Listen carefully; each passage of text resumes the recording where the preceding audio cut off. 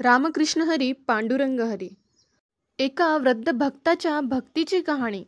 एका छोट्याशा गावात पंढरपूरपासून दूर एक वृद्ध माणूस राहायचा. त्याचं नाव रामभाऊ.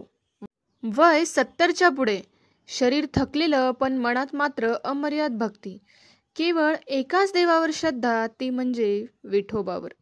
प्रत्येक पहाटे सूर्योदयापूर्वी उठून तो एका कोपऱ्यातल्या विठ्ठल मूर्तीसमोर बसायचा.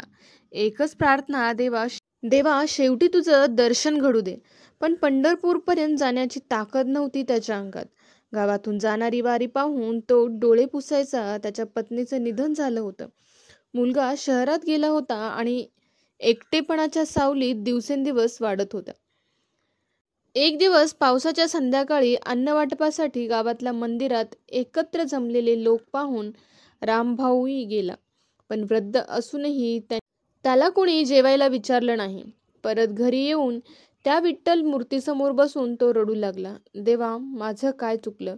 माझं जीवन तुझ्यासाठी घालवलं आणि आज मला ताटात अन्न नाही. एक आधार दे रे विठ्ठला. त्या रात्री स्वप्नात एक तेजस्वी दिव्य प्रकाश येतो. त्यात विठोबा उभे असतात. निळवर्ण, डोक्यावर मुकुट, हातात वाद्य. विठोबा हसून म्हणतात, रामभाऊ, तुझं जीवन हेच माझी वारी होती.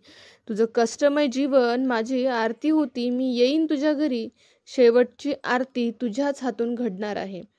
रामभाऊला जाग येते, डोळे पुसतो आणि एक नवी आशा जगते.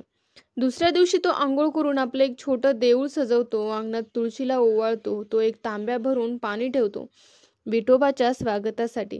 संध्याकाळी तो दिवा लावतो, ओवाळणी करतो आणि त्या आरतीत एकदम दिव्य तेज चमकते. त्याच्याच घरात दार हळूच उघडतं. कोणीच नव्हतं, पण एक मंद गंध, एक अनामिक शांतता. विठोबा आले होते त्याच्या हृदयात. रामभाऊ शांतपणे विठोबाच्या मूर्तीपुढे डोकं टेकवतो. त्याच्या चेहऱ्यावर एक अद्भुत शांती असते.